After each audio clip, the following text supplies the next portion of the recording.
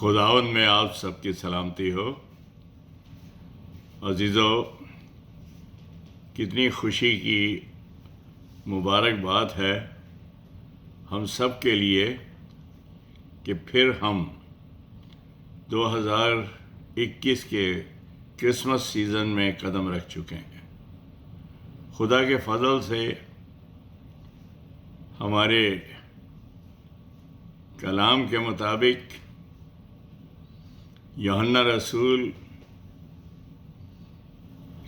Chapter کے شروع میں کہتا ہے کہ ابتدا میں کلام تھا اور کلام خدا کے ساتھ تھا اور کلام خدا تھا۔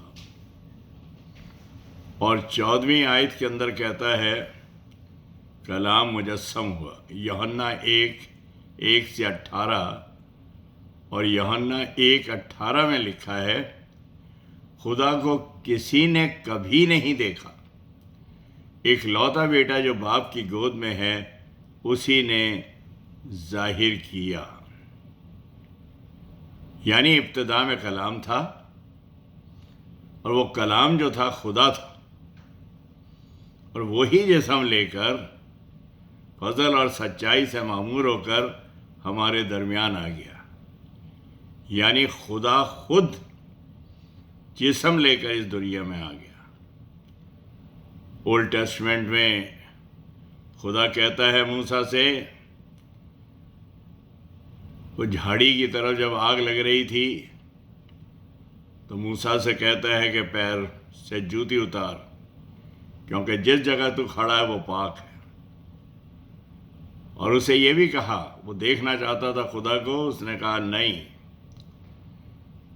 کوئی انسان مجھے نہیں دیکھ سکتا، اگر دیکھے گا تو وہ مر جائے گا۔ سینائی پہاڑ پر موسیٰ جو تھا 10 حکم کی 2 ٹیبلٹس لے کر، سلیٹس لے کر اتر رہا تھا تو اس کا نور خدا کا اس کے چہرے پہ چمک رہا تھا، اور اتنی زبردست اس کے چہرے پہ روشنی تھی، یا وہ نور علی نور ہو رہا تھا کہ وہ لوگ جو تھے تاب نہیں لا پا رہے تھے۔ جب انسان کے چہرے کے اوپر وہ نور جو خدا کا ہے پڑتا ہے اور وہ اس کی تاب نہیں لا پاتے، تو خدا یہ بتانا چاہتا ہے کہ انسان میری تاب نہیں لا سکتا یا اسے برداشت نہیں کر سکتا، اور وہ جو ہے ختم ہو جائے گا۔ تو اسی لیے کلام مقدس میں یہی لکھا ہے کہ خدا کو کسی نے کبھی نہیں دیکھا ہے، اکلوتا بیٹا جو تھا خود ہی خدا تھا، انسان بن کر ظاہر ہوا اور اس نے ہمیں دکھا دیا کہ خدا کیا ہوتا ہے۔ حقیقت میں ابھی تک خدا نہیں آیا تھا، ابھی تک دنیا کے اندر خدا نہیں آیا تھا۔ اس کے سورگدوت، اینجلز، پروفیٹس یعنی نبی، پیغمبر، میسنجر، اور خدا اور یعنی دوسرے لوگ تھے جو تھے پرچار کرنے والے، وہ آئے ہوئے تھے، لیکن خدا ہمارے بیچ میں اب آ جاتا ہے۔ یسایہ 9:6 کے اندر کہتا ہے کہ ہمیں بیٹا بخشا گیا، سلطنت اس کے کاندھوں پہ ہوگی، اور اس کا نام عجیب مشیر، خدا قادر، ابدیت کا باپ اور سلامتی کا شہزادہ ہوگا۔ یعنی وہ خدا قادر، ابدیت کا باپ، مسیح ایک جگہ کہتا ہے اور بلکہ کئی جگہ کہتا ہے، جس نے مجھے دیکھا اس نے باپ کو دیکھا، میں اور باپ ایک ہیں۔ اور یہاں پہ یسایہ بھی یہی کہہ رہا ہے، خدا قادر، ابدیت کا باپ اور صلح سلامتی کا شہزادہ، وہ پرنس آف پیس تھا۔ انسان کو بنایا، وہ گناہ میں گر گیا، اوپر نہیں بیٹھا رہا، خود بچانے آ گیا، بنایا اور پھر بچایا۔ یہ نہیں کہ بنا کے چھوڑ دیا، مرتے پھرو، گناہ میں دلدل میں دھنستے رہو، لیکن خدا جو ہے ایسا نہیں کرتا، وہ انسان کو پیار کرتا ہے، اور اسی لیے وہ بچانے کے لیے آ گیا۔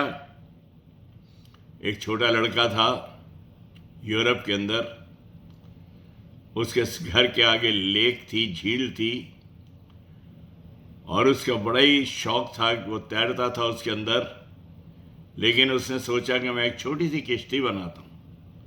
اس نے پیکنگ وڈ سے بڑی خوبصورت سی چھوٹی سی کشتی بنائی، اور اس کے اندر روز گھومتا تھا بیٹھ کے، 1 سیٹر بنا رکھی تھی۔ ایک دن کیا ہوا کہ جھیل کے اندر لہریں اٹھی، اور لہریں اٹھنے کے ساتھ ساتھ وہ کشتی الٹ گئی۔ وہ لڑکا بھی الٹ گیا، لیکن وہ تیرنا جانتا تھا۔ بامشکل وہ لہروں سے جوجھتا ہوا کنارے پہ آ کر بیٹھ گیا، اور اس نے دیکھا کہ کہاں پہ کشتی ہے۔ اس کی کشتی دکھائی نہیں دے رہی تھی، لیکن اسے جگہ پتہ تھی۔ اسی جگہ پہ وہ ڈائیو مار کے وہاں پہنچتا ہے، اور ایک جگہ جھاڑی میں پھنسی ہوئی کشتی کو باہر نکالتا ہے، اور جب کنارے پہ بامشکل لے کے آ جاتا ہے تو کہتا ہے کشتی سے، اب تو 2 دفعہ میری ہے، ایک تو اس لیے کہ میں نے تجھے بنایا، اور دوسری اس لیے کہ میں نے تجھے بچایا۔ تو سڑ جاتی، گل جاتی، خراب ہو جاتی پانی کے اندر، لیکن میں نے تجھے بچایا۔ اسی طرح سے خدا جو ہے وہ ہمارا باپ اور ماں دونوں ہی ہے۔ وہ اپنے بندوں کو پیار کرتا ہے، گناہ کی دلدل میں دھنستے ہوئے نہیں دیکھ سکتا۔ انسان کو خدا نے بنایا، اور وہ اس دنیا میں بچانے کے لیے بھی آ گیا، اور اس نے بچایا۔ یعنی ہم دوہرے طور پہ خدا کے ہیں، پہلے بنایا پھر بچایا۔ اور آج ہم دیکھتے ہیں کہ چاروں طرف انسان جو ہے خداؤں کو بنا رہا ہے۔ بہت سے خدا بنا لیے ہیں، اور لوگ ان کی پرستش کر رہے ہیں۔ جیسے پولس کہتا ہے رومنز 1 کے اندر، انہوں نے خدا کی طاقت کو اور خدا کو کیڑے مکوڑوں کے جلال کے اندر بدل کے رکھ دیا، جانوروں میں بدلنے کے رکھ دیا۔ جانور پوجنے لگے، تمام دنیا کے بتوں کو پوجنے لگے۔ یہ جو تھا انہوں نے انسان نے کر دیا۔ بنی ہوئی چیزوں کو لوگ پوجنے لگے، اور اصلی خدا کو بھول گئے جس نے انہیں بنایا تھا۔ پولس جب ایتھنس کے اندر گیا، گریس میں، یونان میں، تو وہاں پر ایک جگہ پہ اس نے دیکھا نامعلوم خدا کی بیدی۔ اسے بڑا تعجب ہوا کہ جس خدا کو یہ جانتے نہیں ہیں اس کی بیدی بنا رکھی۔ اس نے کہا تم جس خدا کو نہیں جانتے، تمہارے لیے نامعلوم ہے، میں تمہیں اس کا علم دیتا ہوں، اس کا گیان دیتا ہوں کہ وہ اس دنیا میں آیا، اور وہ جیزس کرائسٹ ہے، خداوند یسوع مسیح ہے، جو ہمارے لیے قربان ہو گیا۔ تو وہ جو ہے ان کو پتہ دیتا ہے۔ عزیز و مسیح جو ہے وہ ہمارا پرسنل گاڈ ہے، جو انسانیت لے کر ہمارے بیچ میں آیا اور ہمیں بچا لیا۔ ہمیں کتنا پیار کرتا وہ، اس نے چھوڑا نہیں ہمیں، اور اس نے آ کر ہمیں بچا لیا۔ یہ کلام کی بڑی خوبی ہے کہ اس نے آدم میں سانس پھونکا تھا۔ بلڈ ریلیشن نہیں ہے، یہ ڈیوائن ریلیشن، روحانی ریلیشن ہے۔ خدا روح ہے، اور ضرور ہے کہ اس کی روح اور راستی سے پرستش کریں۔ وہ روح خدا نے آدم کے نتنوں میں پھونکی، اور آدم جیتی جان ہوا۔